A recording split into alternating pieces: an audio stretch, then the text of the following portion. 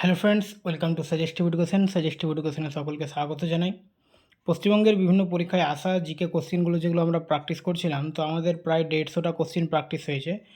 তো আজকে আমরা 151 থেকে 200 পর্যন্ত করব, টোটাল 50টা কোশ্চেন। চলো আজকে শুরু করি। তো আজকের প্রথম কোশ্চেন দেখো, পৃথিবীর বায়ুমণ্ডলের অনুপস্থিতিতে আকাশকে কেমন দেখাবে? তো পৃথিবীর বায়ুমণ্ডলের অনুপস্থিতিতে আকাশকে কালো রঙের দেখাবে। যদি বায়ুমণ্ডল না থাকতো পৃথিবীতে, তাহলে আকাশটা আমরা কালো দেখতাম। ক্যাডি শব্দটি কোন খেলার সঙ্গে সম্পর্কিত? ক্যাডি শব্দটি গলফ খেলার সঙ্গে সম্পর্কিত। Option A. পাল বংশ কোথায় রাজত্ব করেছিল? পাল বংশ বর্তমান বিহারে রাজত্ব করছিল। যে বল দ্বারা পৃথিবী কোনো বস্তুকে নিজ কেন্দ্রের দিকে আকর্ষণ করে তাকে ওই বস্তুর কি বলা হয়? তো ওই বস্তুর ভার বলা হয়। ভার বা ওয়েট বা ওজন বলা হয়। জালিয়ানওয়ালাবাগ এর ঘটনা কোন সালে হয়েছিল?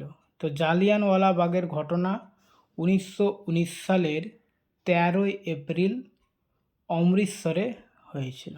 ঠিক আছে। ভারতীয় জাতীয় কংগ্রেসের কোন অধিবেশনে পূর্ণ স্বরাজের অঙ্গীকার নেওয়া হয়েছিল?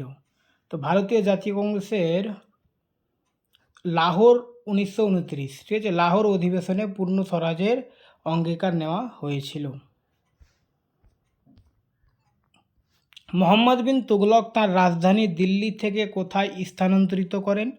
তো মোহাম্মদ বিন তুগলক তার রাজধানী দিল্লি থেকে দেবগিরি বা অনেক সময় এটা লেখা থাকে দৌলতাবাদ, ঠিক আছে, দৌলতাবাদে তার রাজধানী স্থানান্তরিত করেন। গিয়াসউদ্দিন তুগলক হচ্ছে তুগলক বংশের প্রতিষ্ঠাতা, তুগলক রাজবংশের প্রতিষ্ঠাতা। সর্বশেষ গঠিত ভারতীয় রাজ্যটির নাম কি? তো সর্বশেষ গঠিত যে রাজ্য সেটা হচ্ছে তেলেঙ্গানা। রজার ফেডেরার যে খেলার সাথে যুক্ত তা হলো, তো রজার ফেডেরার টেনিসের সঙ্গে যুক্ত।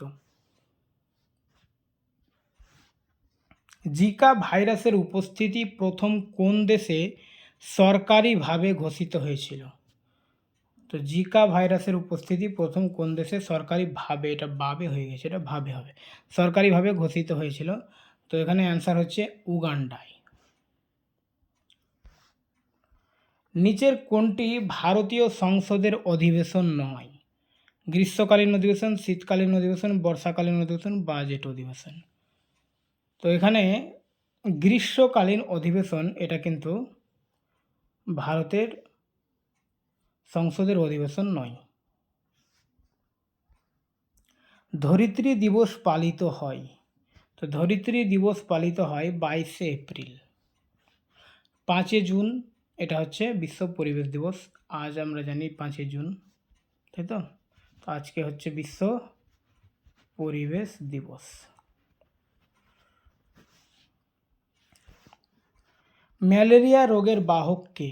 তো ম্যালেরিয়া রোগের বাহক হচ্ছে অ্যানোফিলিস মশা, স্ত্রী অ্যানোফিলিস মশা। অনিলা দেবী ছদ্মনামে কে পরিচিত ছিলেন? তো অনিলা দেবী ছদ্মনামে পরিচিত ছিলেন শরৎচন্দ্র চট্টোপাধ্যায়। নুনের রাসায়নিক সংকেত বা সূত্র কি? তো নুনের রাসায়নিক সংকেত বা সূত্র হচ্ছে NaCl, অর্থাৎ সোডিয়াম ক্লোরাইড। নিম্নলিখিত কোন সংরক্ষিত বনভূমিটি পশ্চিমবঙ্গে অবস্থিত নয়? দেখো, গরুমারা, সুন্দরবন, চাপড়ামারি এগুলো পশ্চিমবঙ্গে, কিন্তু মানস এটা পশ্চিমবঙ্গের নয়। আনা বার্নসের উপন্যাস মিল্কম্যান কি পুরস্কার লাভ করে? তো মিল্কম্যান ম্যান বুকার পুরস্কার লাভ করে 2018 সাল। স্যাকারিন কি দিয়ে তৈরি হয়? তো স্যাকারিন তৈরি হয় টলুইন দিয়ে।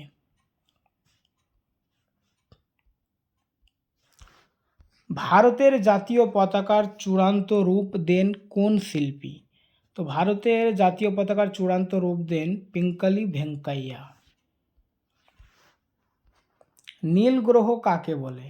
তো নীল গ্রহ বলা হয় পৃথিবীকে। কিডনি বা বৃক্কের পরিস্রাবণ ইউনিটকে বলে? কিডনি বা বৃক্কের পরিস্রাবণ ইউনিটকে বলা হয় নেফ্রন। ঝুম হচ্ছে একটি চাষের পদ্ধতি। ভারতীয় সংবিধান অনুসারে কে বা কারা চূড়ান্ত সার্বভৌমত্বের অধিকারী? তো ভারতীয় সংবিধান অনুসারে ভারতের সকল নাগরিক চূড়ান্ত সার্বভৌমত্বের অধিকারী। ভারতীয় সংবিধানের কোন সংশোধনীর মাধ্যমে ভারত ও বাংলাদেশের মধ্যে অঞ্চল বিনিময় হয়েছে? তো অ্যান্সার হচ্ছে 100তম সংবিধান সংশোধনীর মাধ্যমে। দ্য ট্রায়াল বইটির রচয়িতা কে? তো দ্য ট্রায়াল বইটির রচয়িতা হচ্ছে ফ্রাঞ্জ কাফকা। শর্ট সার্কিট বা ওভারলোডিং থেকে গৃহ সরঞ্জামগুলি রক্ষার জন্য সবথেকে গুরুত্বপূর্ণ সুরক্ষা পদ্ধতিটি হলো? তো অ্যান্সার হচ্ছে ফিউজ ব্যবহার করা। ফিউজ ব্যবহার করা। কে পর্যবেক্ষণ করেছিলেন যে বাস্তবে কংগ্রেস একটি অস্ত্রহীন গৃহযুদ্ধ ছাড়া আর কিছু নয়? তো এটা বলেছিলেন স্যার সৈয়দ আহমদ খান। তিনি বলেছিলেন যে বাস্তবে কংগ্রেস একটি অস্ত্রহীন গৃহযুদ্ধ। মানবদেহের কোষে থাকে 46টি ক্রোমোজোম। কার্বন ডাইঅক্সাইড, জলীয় বাষ্প, তারপরে CH4 এবং CO অর্থাৎ কার্বন মনোক্সাইডের মধ্যে কোন গ্রিন হাউস গ্যাসটির উপস্থিতি সর্বাধিক? তো এখানে সবথেকে বেশি যেটা রয়েছে H2O ভ্যাপার অর্থাৎ জলীয় বাষ্প। H2O ভ্যাপার জলীয় বাষ্প পৃথিবীর বায়ুমণ্ডলের সর্বাধিক প্রভাব বিস্তারকারী গ্রিনহাউস গ্যাস। শিখদের দশম এবং শেষ গুরুর নাম কি? তো দশম এবং শেষ গুরু হচ্ছেন গুরু গোবিন্দ সিং। ইনি খালসা পদ্ধতি প্রবর্তন করেছিলেন। খালসা। মানবদেহের সবচেয়ে বড় অঙ্গ এর নাম কি? তো মানবদেহের সবচেয়ে বড় অঙ্গ এখানে রয়েছে মস্তিষ্ক, হৃৎপিণ্ড, কিডনি, লিভার। তো অ্যান্সার হচ্ছে লিভার। ভারতীয় সংবিধানের কোন ধারা অস্পৃশ্যতা দূরীকরণের সঙ্গে জড়িত? তো অস্পৃশ্যতা দূরীকরণের সঙ্গে জড়িত 17 নম্বর ধারা। ভাইকম সত্যাগ্রহ 1924 সালে যে জন্য সংগঠিত হয়েছিল? তো ভাইকম সত্যাগ্রহ গঠিত হয়েছিল নিম্ন জাতের হিন্দুদের জন্য মন্দিরের দরজা খুলে দেওয়ার জন্য। Option A. নিম্নলিখিত কোন পাথর মার্বেলে রূপান্তরিত হয়? তো মার্বেলে রূপান্তরিত হয় চুনা পাথর। Option B. বিখ্যাত উপন্যাস পালামাউ কার রচনা? তো বিখ্যাত উপন্যাস পালামাউ সঞ্জীব চট্টোপাধ্যায়ের রচনা। মানুষের ক্ষুদ্রতম বৃহত্তম অন্তঃক্ষরা গ্রন্থিদ্বয়ের জোড়টি হল পিনিয়াল বডি থাইরয়েড। সূর্যগ্রহণ ঘটে যখন চাঁদ সূর্য ও পৃথিবীর মাঝে চলে আসে। চাঁদ যখন সূর্য ও পৃথিবীর মাঝে আসে তখন সূর্যগ্রহণ ঘটে। উদ্ভিদের বৃদ্ধির জন্য দায়ী রাসায়নিকটি হলো? তো উদ্ভিদের বৃদ্ধির জন্য দায়ী রাসায়নিক হচ্ছে ইন্ডোল অ্যাসিটিক অ্যাসিড, IAA। এটি একটি প্রাকৃতিক অক্সিন হরমোন। ভারী জল বা হেভি ওয়াটার কি? তো ভারী জল বা হেভি ওয়াটার হচ্ছে হাইড্রোজেনের আইসোটোপ দ্বারা তৈরি জল।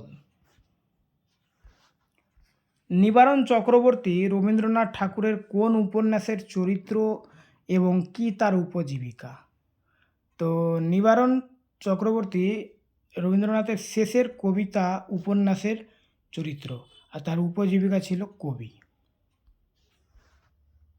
কৃষি গবেষণার ভারতীয় পরিষদ কোথায় অবস্থিত?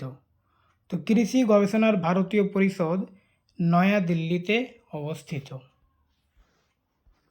বেশিরভাগ গাছই নাইট্রোজেন শোষণ করে এই আকারে। তো গাছগুলো নাইট্রোজেন শোষণ করে নাইট্রেট ও নাইট্রাইট আকারে।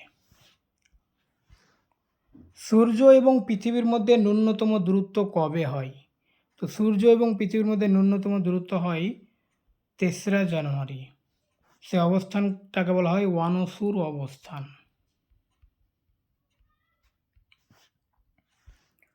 নিম্নোক্ত কোনটি একটি ছোট মেয়ের কাহিনী? তো এখানকার মধ্যে পলিয়ানা এটা একটা ছোট মেয়ের কাহিনী।